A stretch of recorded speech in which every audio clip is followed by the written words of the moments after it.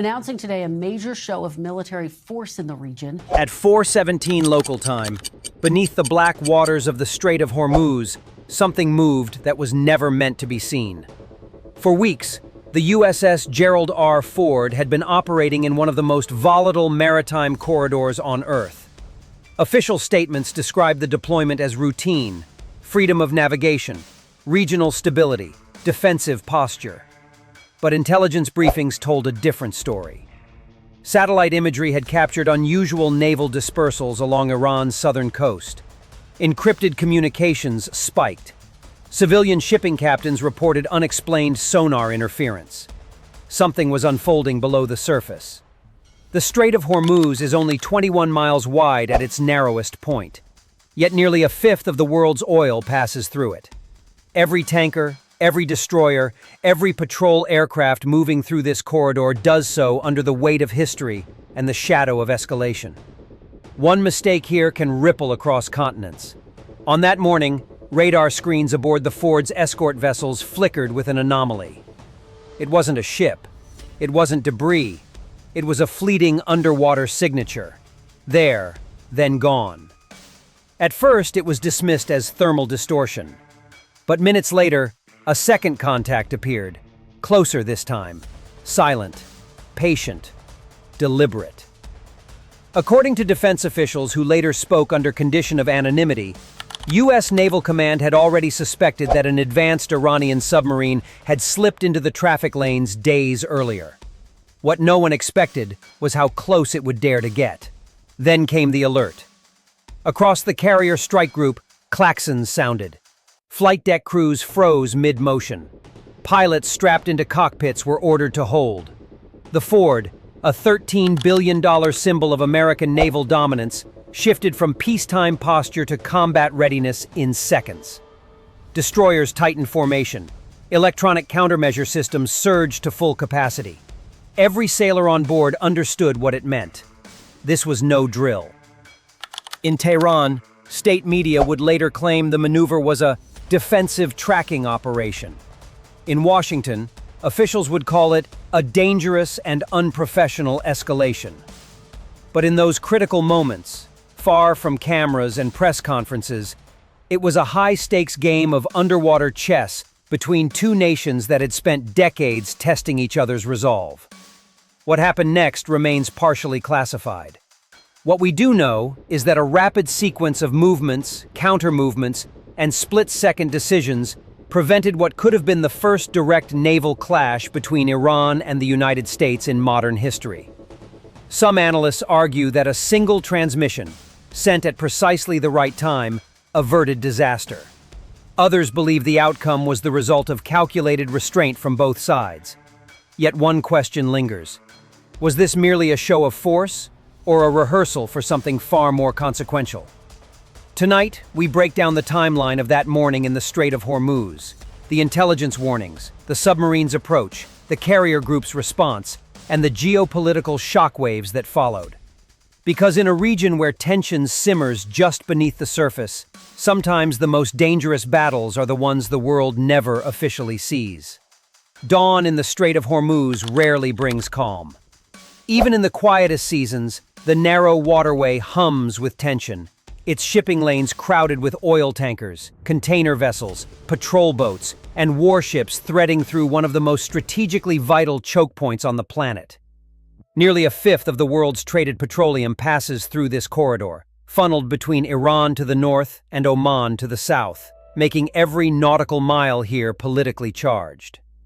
On that particular morning, the air hung heavy with humidity and anticipation as the USS Gerald R and its carrier strike group advanced steadily through the traffic separation scheme under a pale orange sky. Officially, the deployment was part of a scheduled regional presence mission, reinforcing long-standing U.S. commitments to maritime security and freedom of navigation. The Ford, the newest and most technologically advanced aircraft carrier in the U.S. Navy, had entered the broader Middle East theater days earlier, accompanied by guided missile destroyers and a cruiser equipped with layered air and missile defense systems. Such formations are not unusual in the region. American carrier groups have rotated through the Persian Gulf and Arabian Sea for decades. Yet regional analysts had noted a subtle shift in posture in the preceding weeks. Iranian naval drills had intensified along the southern coast. Fast attack craft were observed conducting coordinated maneuvers near Bandar Abbas. Commercial satellite imagery showed what appeared to be dispersal patterns at certain naval facilities, suggesting heightened readiness. As the sun rose higher, maritime traffic reports indicated minor but unusual slowdowns among civilian vessels transiting northbound. Two tanker captains later claimed their navigation systems experienced brief signal irregularities. Nothing severe enough to cause alarm, but sufficient to prompt internal logging. Meanwhile, U.S. reconnaissance aircraft operating beyond the horizon relayed routine surveillance updates. Nothing overtly hostile. Nothing that crossed the threshold into provocation. And yet, within the Ford's Combat Information Center, watch officers exchanged longer than usual glances over their consoles. The strait at its narrowest point measures roughly 21 miles across, leaving little room for error when heavily armed ships share waters with commercial traffic. The U.S. Navy operates under strict rules of engagement designed to prevent accidental escalation, particularly in proximity to Iranian territorial waters. Over the years, there have been close encounters, fast boats approaching at high speed, drones shadowing warships, warning shots fired in tense standoffs. Each incident reinforces the delicate balance that defines operations in the region. Show strength, but avoid ignition. On this morning, the Ford maintained a steady course while its escorts adjusted formations subtly, a standard precaution in constrained waterways. According to later briefings, intelligence assessments had indicated a moderate probability of increased Iranian naval activity in response to the carrier's arrival. Some reports even suggested that a diesel-electric submarine had departed port several days earlier under the cover of routine exercises. Iranian submarines, particularly the smaller coastal variants, are designed for operations in shallow, congested waters like the Gulf. Their presence alone can complicate the tactical picture, even if no aggressive intent is declared. At 4:17 local time, a faint underwater acoustic anomaly was registered by one of the escorting destroyers. Initial classification algorithms labeled it inconclusive, possibly marine life, possibly commercial interference. But when a second signature flickered into detection range minutes later, closer and moving with deliberate consistency, the mood aboard the strike group shifted. No alarms were sounded yet. Procedures demanded verification. Still, readiness levels quietly adjusted upward. Sailors who had been performing routine maintenance were instructed to stand by. On the flight deck, pre-dawn launch preparations slowed as command staff evaluated the developing picture. Across the water, Iranian coastal radar installations were also tracking the carrier group's transit. State media would later claim that monitoring such movements was standard defensive practice. Unconfirmed regional sources, however, hinted at a pre-planned, shadowing demonstration intended to signal capability without crossing into open confrontation. Whether coincidence or choreography, the convergence of these elements created an atmosphere thick with possibility. By the time the first civilian tanker cleared the immediate vicinity and open sea shimmered beyond the strait's mouth, both sides were acutely aware of each other's presence beneath, above, and across the surface. The morning remained outwardly calm. No missiles launched, no public declarations made. But the silence itself felt charged. In a place where history has shown how quickly miscalculation can spiral, that tense dawn marked the beginning of a sequence of events that would test the restraint, discipline, and resolve of everyone involved. The balance of power in the Strait of Hormuz has never been defined solely by size. But on paper, the disparity between the United States and Iran at sea is striking. At the center of the American presence stood the USS Gerald R. Ford, the lead ship of the newest class of U.S. aircraft carriers, and a floating airbase capable of projecting power hundreds of miles inland. Displacing around 100,000 tons and powered by 2 nuclear reactors, the Ford can operate for decades without refueling, launching and recovering aircraft using its advanced electromagnetic aircraft launch system. Its air wing, composed of multi-role fighter jets, electronic warfare aircraft, early warning planes, and helicopters, represents a layered capability designed not just for offense, but for surveillance, deterrence, and rapid response. Surrounding the carrier was a protective ring of guided missile destroyers, equipped with the Aegis combat system, capable of tracking and intercepting aircraft and missiles simultaneously. These ships carry a mix of surface-to-air missiles, anti-ship weapons, and anti-submarine systems, including sonar arrays and helicopters specialized in detecting underwater threats. In confined waters like the Strait, their role becomes even more critical. The narrow transit lanes compress reaction time and limit maneuvering space, meaning detection and coordination must function flawlessly. Iran's naval forces operate under a very different doctrine. Rather than seeking parity with large blue water fleets, Iran has invested heavily in asymmetric capabilities tailored for the shallow, congested environment of the Persian Gulf. The Islamic Republic of Iran Navy and the Islamic Revolutionary Guard Corps Navy maintain fleets of fast attack craft, coastal missile batteries, naval mines, and a modest but strategically significant submarine force. Among these are several diesel-electric submarines designed for quieter operation in littoral waters. Smaller coastal submarines in particular are optimized for stealth in depths where larger vessels struggle to maneuver. In recent years, open-source defense analyses have noted improvements in Iran's underwater warfare capabilities. New torpedo variants have been unveiled during military exercises, and domestic media has highlighted expanded production of naval drones and sensor systems. While some claims may be exaggerated for domestic audiences, independent observers agree that Iran's focus on denial strategies, aimed at complicating adversary operations rather than matching them ship for ship, poses real challenges in confined waterways. What heightened concern aboard the Ford that morning was not the existence of Iranian submarines, that was expected, but the possibility that one had maneuvered unusually close to a carrier strike group. Diesel-electric submarines running on battery power can be extremely quiet, especially at low speeds. In the Strait's layered acoustic environment, filled with commercial engine noise and shifting currents, tracking such a vessel becomes a complex task. U.S. destroyers rely on a combination of hull-mounted sonar, towed arrays, and airborne sensors to build an underwater picture. Yet even with advanced systems, contact classification can take precious minutes. According to later briefings cited by defense correspondents, intelligence assessments prior to the transit suggested that at least one Iranian submarine had departed port days earlier, under the cover of routine patrols. A classified simulation reportedly conducted the previous month had modeled a scenario in which a coastal submarine used civilian traffic as acoustic camouflage to approach within several nautical miles of a carrier. While the exercise concluded that detection was highly probable before any effective strike range was reached, it underscored the thin margins inherent in such waters. On the Iranian side, naval doctrine emphasizes signaling resolve without necessarily triggering open conflict.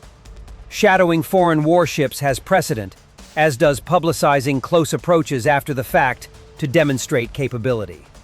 Unconfirmed regional sources later claimed that commanders in Bandar Abbas had authorized a proximity demonstration designed to test reaction times and gather electronic intelligence. Whether such authorization was formal policy or localized initiative remains unclear. As the Ford strike group adjusted formation and elevated readiness, the disparity in scale between the two navies became almost symbolic. One side fielded a nuclear-powered supercarrier with a full complement of aircraft and global logistics support.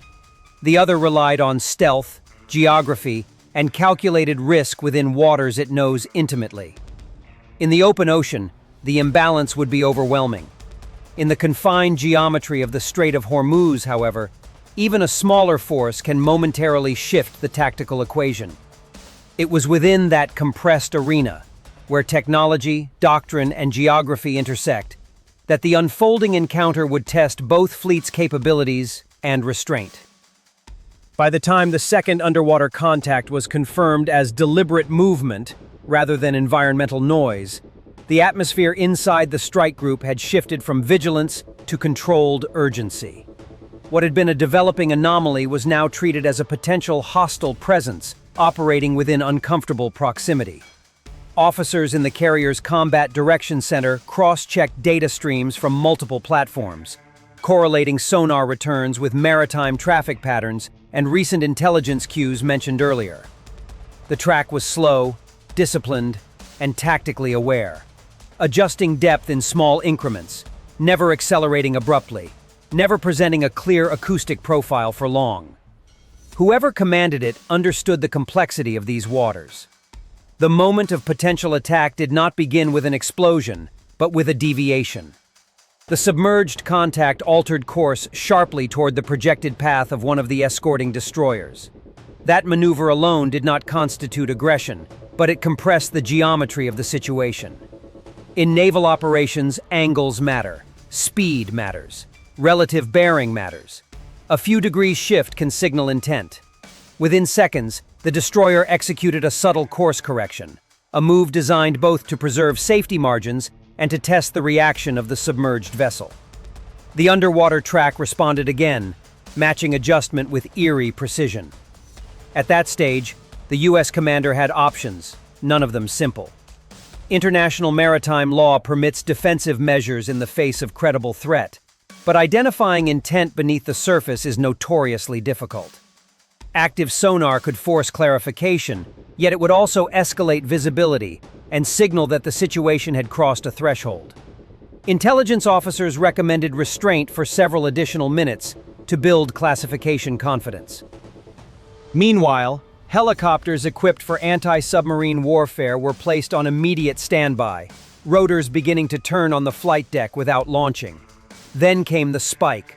One of the acoustic sensors registered a transient signature consistent with a torpedo tube door cycling open. Such signatures can sometimes be misinterpreted: metallic shifts, pressure equalization, internal ballast adjustments. But the pattern matched archived profiles from prior exercises. For approximately 12 seconds, uncertainty hung over the entire formation. The destroyer closest to the contact initiated defensive countermeasure protocols short of weapons release. Decoy systems were readied.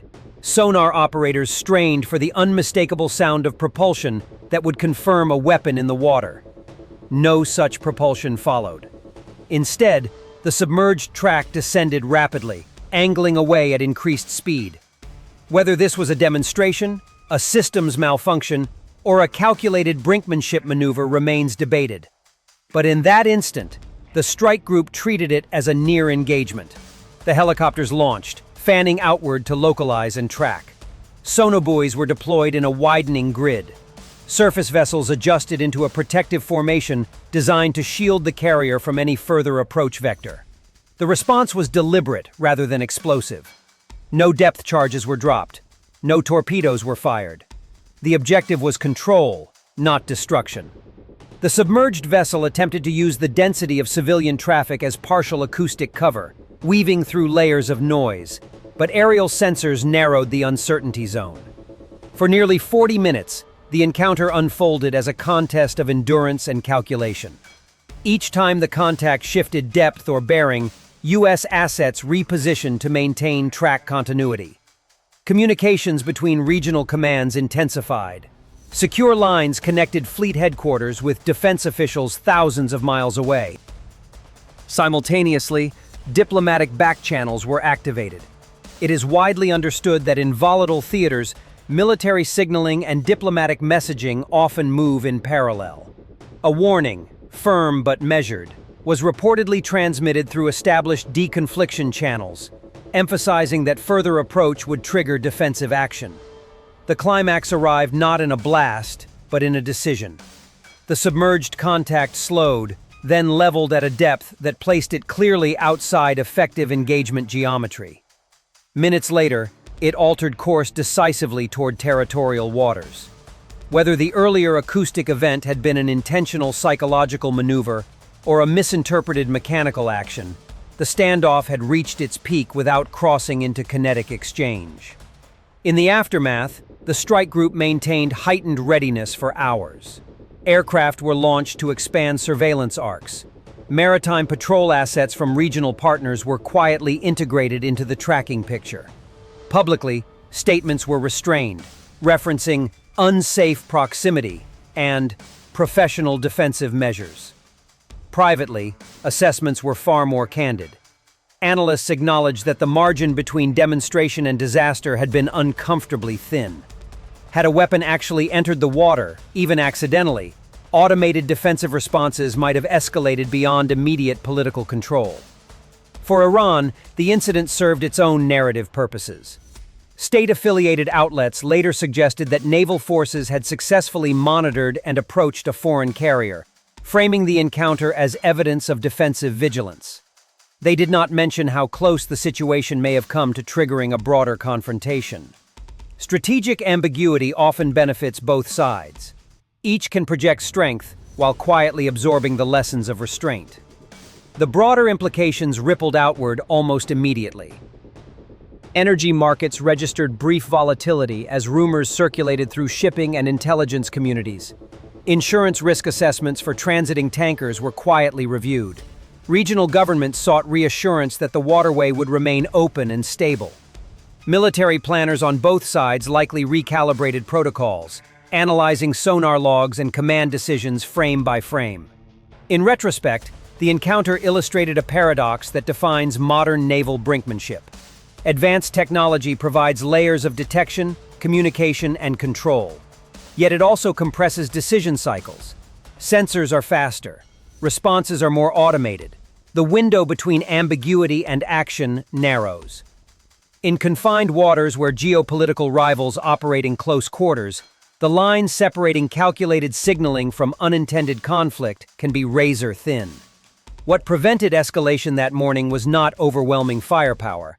That capability existed on one side in abundance. Nor was it purely stealth or daring. It was discipline. Human judgment layered over machines. Commanders chose incremental measures over immediate retaliation. Operators verified before acting. Political channels reinforced restraint even as tactical assets maneuvered assertively. The submerged vessel withdrew. The carrier group continued its transit. No missiles flew, no hulls were breached, and no official declaration of battle was ever made. Yet for those who monitored the sonar screens and stood watch on the bridges, the memory of those minutes would linger. They had witnessed how quickly a shadow beneath the surface could redraw strategic lines. The strait returned to its familiar rhythm of tankers and patrol craft, but the knowledge remained. Beneath the calm surface, the potential for sudden confrontation endures, shaped by proximity, perception, and the fragile balance between demonstration and war. In the hours that followed the standoff, the visible calm on the surface concealed a cascade of consequences beneath the diplomatic and military layers. Damage assessments confirmed what had already been implied. No physical strike had occurred, no hull had been breached, no casualties had been reported. Yet within both chains of command, internal reviews were launched almost immediately. Sensor logs were extracted, encrypted communications archived, and after-action analyses initiated. Incidents short of open combat are often studied more intensely than battles themselves, precisely because they expose the margins where miscalculation lives. For the United States, the event reinforced a long-standing reality. Operating in constrained waterways against an adversary built for asymmetry demands constant recalibration. Naval planners reportedly adjusted future transit procedures through high-risk choke points, increasing layered aerial coverage and revising underwater surveillance patterns. There were quiet discussions in Washington about accelerating certain defensive technology upgrades already in development. Though no official policy shift was announced, congressional defense briefings in the weeks that followed referenced heightened undersea operational complexity in the region. Iran, for its part, leveraged the encounter domestically. State-aligned commentators emphasized national vigilance and deterrence, framing the situation as proof that foreign naval power could not operate near Iranian waters without being closely monitored. While external observers debated how close the episode came to escalation, internal messaging focused on capability and resolve. At the same time, regional diplomats noted subtle signals of de-escalation behind closed doors, suggesting that neither side sought repetition of such proximity in the near term. Beyond the two primary actors, the global response underscored the strait's outsized importance. Energy markets, which had briefly reacted to rumors during the incident, stabilized once it became clear that shipping lanes remained open. However, maritime insurance firms quietly recalculated risk premiums for certain routes, factoring in the possibility of increased naval friction. Several Gulf states reportedly convened emergency consultations with allied defense officials to review contingency coordination. For countries whose economies rely heavily on uninterrupted oil exports, even the perception of instability can carry financial weight. Strategically, the event served as a reminder that modern conflict does not always erupt through grand declarations. It can emerge from layered signaling, ambiguous sensor returns, and seconds-long decisions made in darkened control rooms. Analysts in international security circles later described the encounter as a micro-crisis, a contained episode that nevertheless revealed how rapidly a regional confrontation could spiral.